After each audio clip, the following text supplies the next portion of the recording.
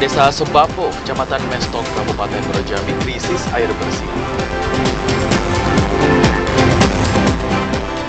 Puncak musim kemarau di Kabupaten Muaro Jambi diprediksi terjadi pada akhir Agustus.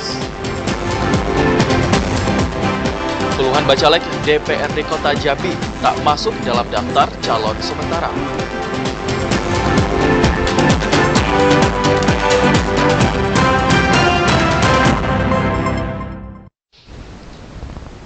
Assalamualaikum warahmatullahi wabarakatuh. Pemirsa, Anda menyaksikan Jambi hari ini edisi Senin 28 Agustus 2023. Selain 3 topik utama tadi, tim redaksi kami juga telah menyiapkan sejumlah informasi penting dan menarik lainnya untuk Anda. Bersama saya Anastasia Laga. Dan saya Habib Wijaya, inilah Jambi hari ini selengkapnya.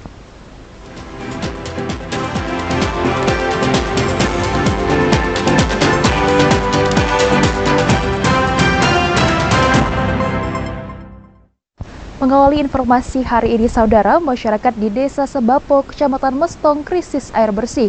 Untuk memenuhi kebutuhan air bersihnya, masyarakat harus membeli air dengan harga Rp5.000 per satu dirigen. Dampak musim kemarau yang melanda Kabupaten Muaro Jambi selama 2 bulan ini telah dirasakan masyarakat Desa Sebapo, Kecamatan Mestong, Kabupaten Muaro Jambi. Sumur yang selama ini menjadi andalan mereka untuk memenuhi kebutuhan air bersih kini mulai mengering. Untuk mendapatkan air bersih, masyarakat harus membeli air seharga Rp5.000 untuk satu dirigen. Sementara untuk kebutuhan mandi dan mencuci, masyarakat harus mengungsi ke rumah masyarakat yang sumurnya masih memiliki air. Masyarakat mengaku hujan sudah lama tak mengguyur wilayah desanya, sehingga menyebabkan sumur mengering sejak 3 pekan belakangan ini. Cuma segitu. Mintalah bantuan, minta tolong respon pemerintah, minta bantuannya, air bersih kayak mana. Berapa lama, Bu? 3 minggu, Pak. 3 minggu. Iya, di sini dibilang hujan, tidak pernah hujan-hujan lagi, sampai hujan tapi gerimis saja. Tempat lain hujan, sini dah. Karena air bersih itu agak sulit di sini. Jadi Masyarakat sangat berharap ada bantuan air bersih dari pemerintah, karena untuk mendapatkan air bersih mereka harus mengeluarkan uang setiap harinya. Azam Afnan, TVRI Jambi, melaporkan. Terkait informasi sebelumnya, saudara, puncak musim kemarau yang melanda di Kabupaten Muaro Jambi diprediksi terjadi pada akhir Agustus 2023. BMKG Stasiun Klimatologi Jambi memprediksi puncak musim kemarau terjadi secara serentak di 11 kecamatan. Badan Meteorologi, Klimatologi, dan Geofisika Stasiun Klimatologi Jambi memprediksi puncak musim kemarau pada tahun ini akan terjadi pada akhir Agustus 2023. Puncak musim kemarau terjadi secara serentak di 11 kecamatan yang ada di Kabupaten Muaro Jambi. Menghadapi situasi ini, BMKG Stasiun Klimatologi Jambi mengimbau masyarakat untuk tidak membuka lahan dengan cara membakar dan tidak sembarangan membuang puntung api. Sejauh ini, BMKG Stasiun Klimatologi Jambi belum dapat memastikan durasi puncak musim kemarau yang melanda Kabupaten Muaro Jambi. Tapi kami prediksi untuk puncak musim kemarau-nya akan terjadi di akhir Agustus hingga awal September. kalau untuk musim kemarau ini diprediksi sampai bulan apa, Bu? Kalau untuk musim kemarau sendiri nanti kita akan mengupdate terus setiap dasarian terkait dengan lama musim kemarau-nya. Ya, jadi kepada masyarakat kami himbau untuk selalu aktif mengupdate info dari BMKG Jambi. Meski berada pada puncak musim kemarau, BMKG Stasiun Klimatologi Jambi memprediksi potensi terjadinya hujan masih dimungkinkan. Adanya potensi hujan dipengaruhi oleh belokan angin di wilayah barat Sumatera. Azam Afnan, TVRI Jambi, melaporkan. Sorotan lainnya, saudara, keberadaan stokpile batubara di dekat intake PDAM akan berdampak pada naiknya tarif perusahaan air minum bagi masyarakat. Stokpile akan membuat tingkat pencemaran air semakin tinggi sehingga proses penyerangan air bersih menjadi lebih berat. Direktur Perusahaan Air Minum Daerah atau PDAM Tirta Mayang Kota Jambi angkat bicara soal rencana pembangunan stokvel batubara di kawasan Aurduri, Kota Jambi. Pasalnya, stokvel tersebut berada di dekat intake PDAM Tirta Mayang yang bisa berdampak buruk.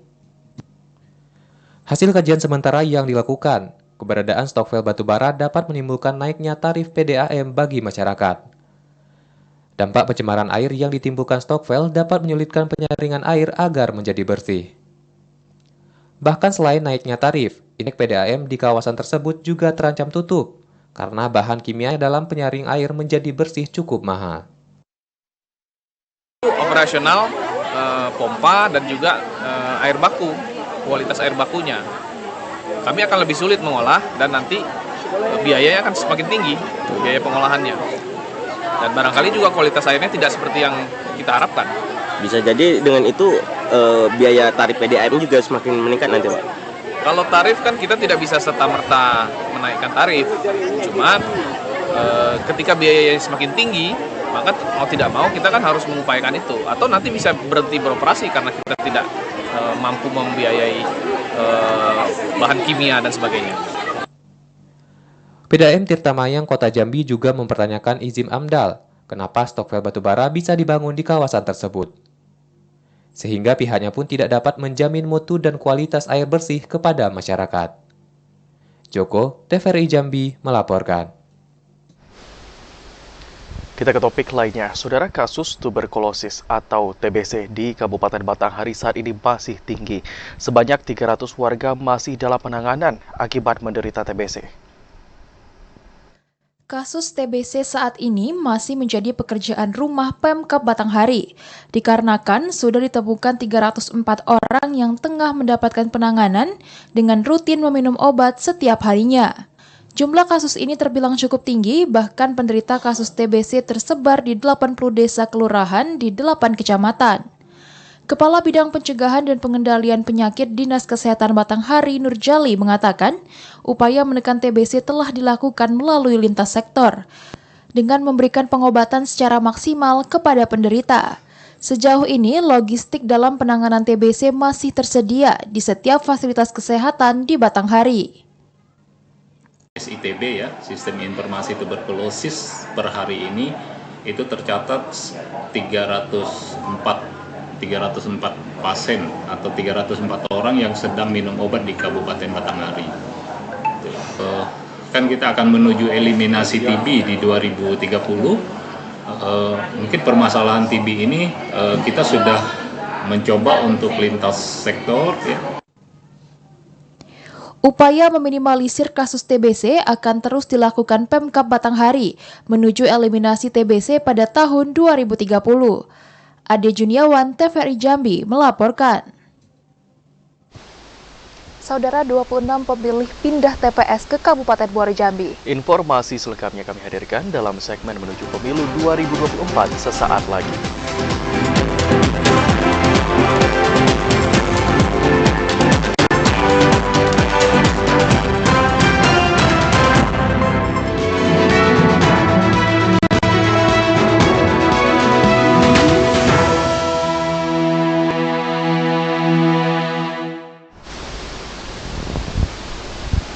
Terima kasih saudara, Anda masih menyaksikan Jambi hari ini dalam segmen menuju pemilu. Saudara, 85 bakal calon legislatif DPRD Kota Jambi tidak memenuhi syarat. 85 bacalek itu terhambat pada persyaratan dokumen ijazah dan persyaratan lainnya. 5 bacalek yang dinyatakan memenuhi syarat dan masuk dalam DCS. Selain terhambat pada persyaratan ijazah, 85 bacalek yang TMS juga disebabkan terkendala pada dokumen atau persyaratan lainnya, seperti surat kesehatan yang tidak diunggah. Anggota KPU Kota Jambi Denny Rahmat menyatakan, 85 bacalek yang gagal melaju itu karena tak melengkapi berbagai persyaratan yang ditetapkan dalam peraturan perundang-undangan. Dari 18 partai politik itu jumlah seluruh bacalek itu ada 750. Untuk yang MS-nya itu ada sekitar 665, sementara itu yang TMS-nya itu ada 85. Untuk yang TMS tidak kita publish ya, melainkan yang MS saja yang kita publish. Usai penetapan DCS, KPU Kota Jambi masih meminta tanggapan dari masyarakat tentang caleg yang ditetapkan. Tanggapan itu untuk keabsahan dokumen bacalek. Joko, TVRI Jambi melaporkan. Sejak dibukanya pelayanan pindah milih pada 22 Juni lalu, KPU telah menerima sebanyak 26 pemilih yang masuk ke Kabupaten Muaro Jambi. Pindah milih itu didominasi dengan alasan pekerjaan dan pindah domisili.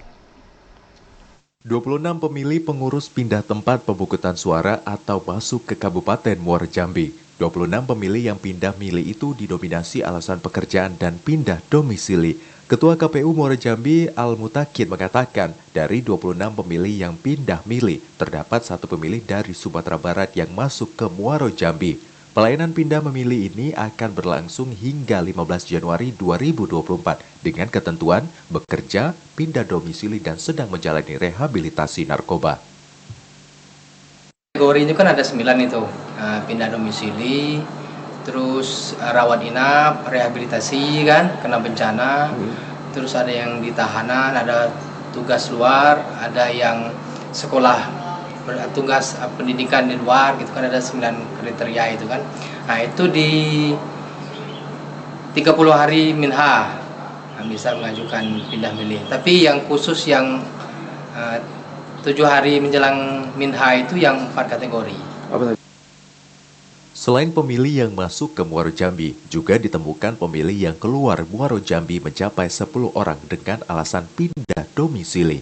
Komisi Pemilihan Umum membuka pelayanan pindah milih baik di kantor KPU maupun di sekretariat PPS yang ada di setiap desa. KPU kembali mengingatkan kepada pemilih yang ingin melakukan pindah milih untuk melengkapi persyaratan yang telah ditentukan, di antaranya kartu keluarga dan surat tugas dari pimpinan tempat bekerja. Azam Afnan, TVRI Jambi melaporkan. Ya, saudara, memiliki kekuatan jaringan hingga ke pelosok daerah. Pemerintah Provinsi Jambi mendorong tim penggerak PKK untuk ambil bagian dalam mensosialisasikan penyelenggaraan pemilu dan Pilkada Damai 2024. Pemerintah Provinsi Jambi melalui Badan Kesatuan Bangsa dan Politik mendorong tim penggerak pemberdayaan dan kesejahteraan keluarga untuk membantu mensosialisasikan penyelenggaraan pemilu dan Pilkada Damai tahun 2024. Kepala Badan Kesbangpol Provinsi Jambi, Apani Saharudin mengatakan, tim penggerak PKK akan mengambil bagian dalam mensosialisasikan pemilu dan Pilkada Damai. Ini didasari atas kekuatan jaringan yang dimiliki PKK. Melalui sosialisasi yang bisa dilakukan hingga ke pelosok-pelosok daerah, akan semakin meminimalisir munculnya gejolak maupun konflik antar masyarakat akibat perbedaan pandangan politik. Apani menekankan untuk menjamin terselenggaranya pemilu serta pilkada serentak yang damai, dibutuhkan dukungan dari sebuah pihak. Munculnya gejolak maupun konflik di tengah-tengah masyarakat akan sangat berdampak buruk pada progres pemajuan daerah. Suasana panas yang muncul di daerah juga akan dapat memperburuk kondisi kehidupan sosial masyarakat yang akhirnya menghambat pemerataan kesejahteraan. Karena kita harapkan karena yang hadir pada kegiatan ini selain daripada pengurus FKDM Kabupaten Kota seprovinsi Jambi, kemudian tidak kalah pentingnya itu dari unsur PKK Kabupaten Kota yang alhamdulillah hadir semua setiap kabupaten kota yang ada di Provinsi Jambi. Melalui upaya-upaya yang dilakukan pemerintah Provinsi Jambi untuk menjaga kondisi daerah agar tetap kondusif menjelang masa kontestasi politik melalui gerak pemilu dan pilkada damai, diharapkan menjadi langkah positif dalam mendorong percepatan pembangunan. Randy Arta, TVRI Jambi melaporkan. Saudara, dari 4.638 mata pilih potensial, baru 511 saja mata pilih yang telah melakukan perekaman KTP elektronik. Keterbatasan anggaran dan alat membuat perekaman KTP elektronik tidak berjalan efektif. Kabupaten Tanjung Jabung Timur menargetkan perekaman KTP elektronik bagi pemilih potensial harus diselesaikan pada 1 minggu sebelum hari pemungutan suara. Jika tidak segera dilakukan perekaman, pemilih potensial yang belum memiliki KTP elektronik terancam tidak dapat menyalurkan hak pilihnya pada pemilu 2024. Hanya saja, kendala yang dihadapi saat ini adalah keterbatasan anggaran dan alat yang dimiliki di Sdukcapil di setiap kecamatan. Hal itu membuat progres perekaman KTP elektronik berjalan di tempat. Komisioner KPU Kabupaten Tanjung Jabung Timur Junianto mengatakan situasi ini telah dilaporkan ke Forkopimda Tanjung Jabung Timur. Pemerintah Kabupaten Tanjung Jabung Timur melalui Disduk Capil diharapkan segera menyelesaikan persoalan itu agar masyarakat dapat menyalurkan hak pilihnya pada pemilu 2024. 4.638 mata pilih yang belum melakukan perekaman ini tersebar di 11 kecamatan. Dari jumlah itu, baru 511 mata pilih yang telah melakukan perekaman KTP elektronik di Disduk Capil Tanjung Jabung Timur. Untuk kendala saat ini, setelah kita berkoordinasi dengan Dinas Dukcapil, memang ini terkait dengan ketersediaan anggaran yang dimiliki oleh Dinas Dukcapil.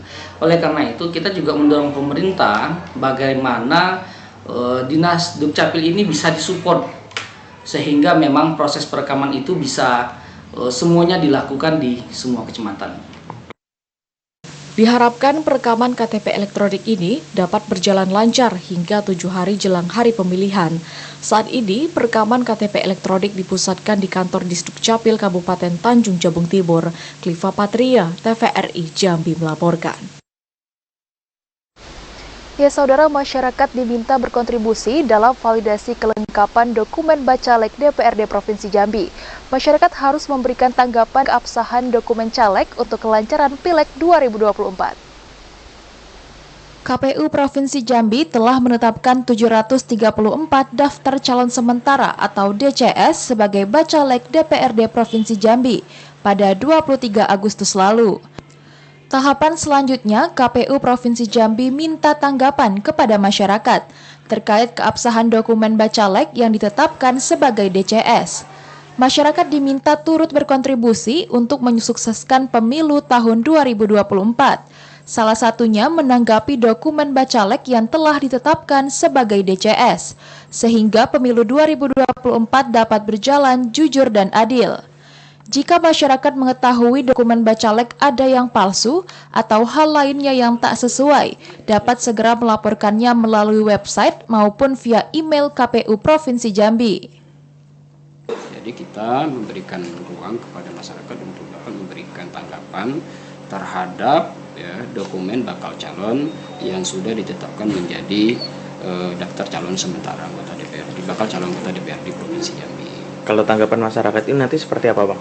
Tanggapan masyarakat itu bisa langsung ke Info Pemilu, kemudian juga bisa langsung ke Helpdesk KPU Provinsi Jambi, atau juga bisa dikirim via email. Ya. Via email. Artinya masyarakat yang melaporkan ke kita, Bang, ya? Ya, masyarakat yang akan memberikan tanggapan ya, ke KPU. Kemudian nanti berikutnya KPU akan merekap, kemudian meminta klarifikasi dilakukan oleh masing-masing partai politik. Tahapan tanggapan masyarakat ini dilakukan hingga hari ini, Senin 28 Agustus. KPU Provinsi Jambi akan melakukan verifikasi dan penyesuaian tanggapan masyarakat. Joko, TVRI Jambi melaporkan.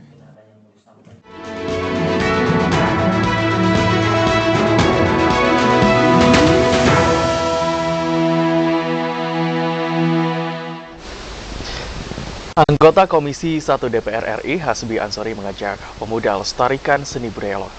Informasi selengkapnya akan kami sajikan sesaat lagi. Tetaplah bersama kami.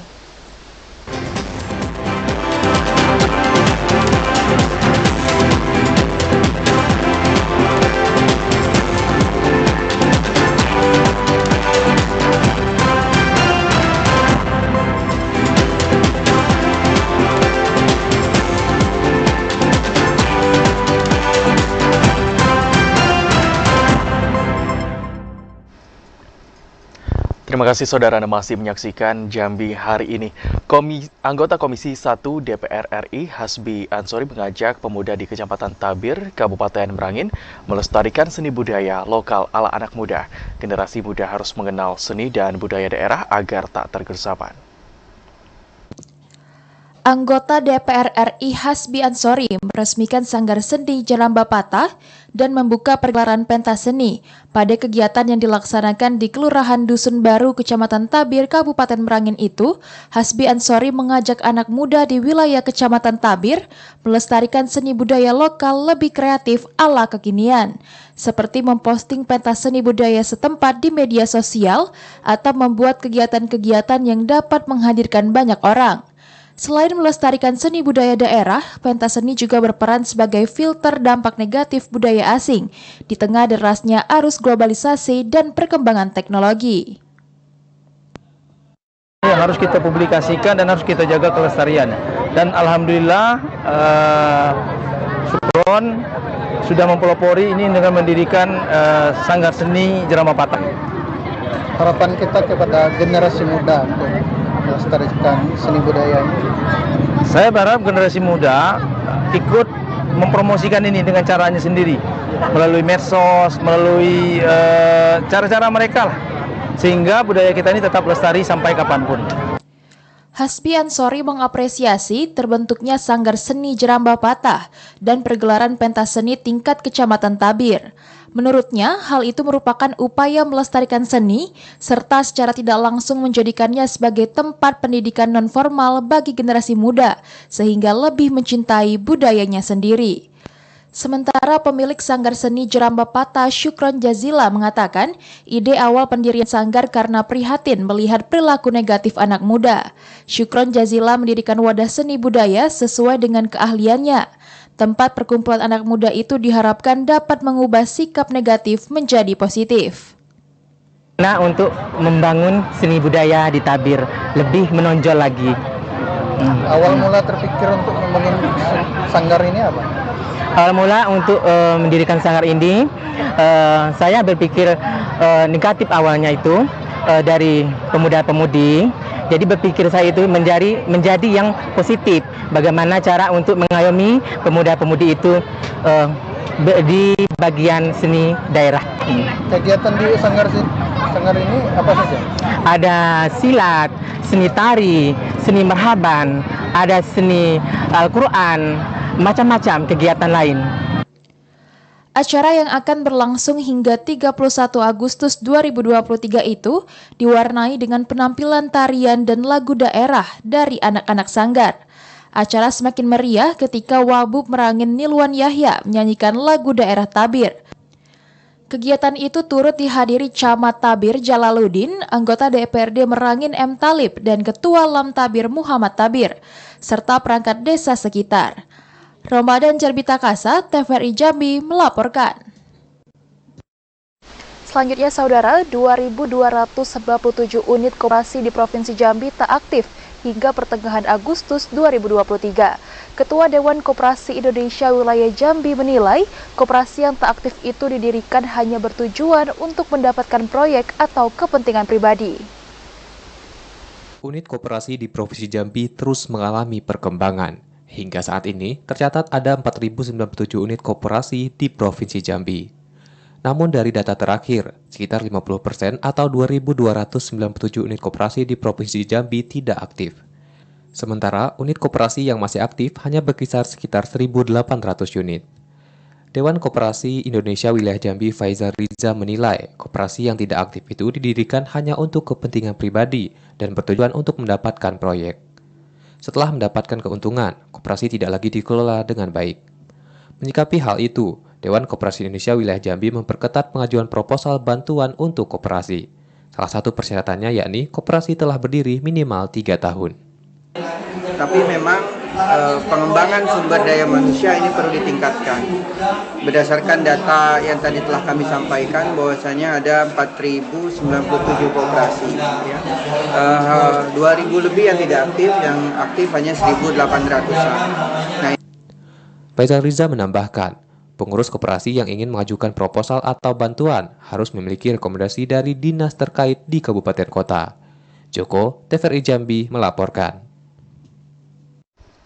Gaji aparatur sipil negara maupun pensiunan direncanakan naik 8 dan 12% pada tahun 2024. Kenaikan gaji ASN itu berdampak terhadap meningkatnya penerimaan dan alokasi umum melalui transfer pusat untuk keperluan pembayaran gaji. Pemerintah Provinsi Jambi menggambarkan dana alokasi umum daerah akan meningkat seiring peningkatan gaji aparatur sipil negara termasuk pensiunan yang telah direncanakan pemerintah pusat terakomodir pada tahun 2024. Sekretaris Daerah Provinsi Jambi Sudirman mengatakan peningkatan gaji ASN 8% serta pensiunan 12% akan secara otomatis mendorong peningkatan DAU yang diterima daerah. Peningkatan anggaran melalui dana transfer pusat itu khususnya bertambah untuk membayarkan seluruh kewajiban pemerintah atas gaji para ASN. Sudirman memastikan kenaikan gaji ASN yang sudah diumumkan Presiden Joko Widodo pada sidang paripurna DPR RI itu tidak akan mengganggu keuangan daerah. Alokasi pembayaran gaji ASN seluruhnya ditanggung menggunakan anggaran yang bersumber dari APBN. Sudirman menekankan APBD tahun 2024 akan tetap digunakan dengan optimal untuk mendorong percepatan pembangunan daerah serta memastikan pendanaan untuk pilkada serentak aman. Kalau kita lihat di APBN-nya itu ada kenaikan dana transfer yang akan sampai ke Jambi. Jadi dana transfer yang naik di Jambi itu kaitannya dengan DAU, dana alokasi umum yang peruntukannya untuk penambahan 8%, kenaikan gaji ASN sama 12% untuk pensiun. Nah, rinciannya saya lupa, tapi yang jelas sudah kita alokasikan untuk kita prediksikan naik. Sudirman berharap kenaikan gaji ASN akan mendorong peningkatan kualitas kinerja pemerintah untuk memastikan pembangunan dan pelayanan publik yang optimal. Randy Arta, TVRI Jambi melaporkan. Demikian Jambi hari ini, saudara. Terima kasih atas perhatian dan kebersamaan Anda. Saya Rastasya Laga. Dan saya Habib Ujaya bersama kerabat kerja yang bertugas pamit undur diri dari hadapan Anda. Selanjutnya bersama kita saksikan Jurnal MTQ ke-52 tingkat Provinsi Jambi langsung dari Kabupaten Sarolangun. Wassalamualaikum warahmatullahi wabarakatuh dan sampai jumpa.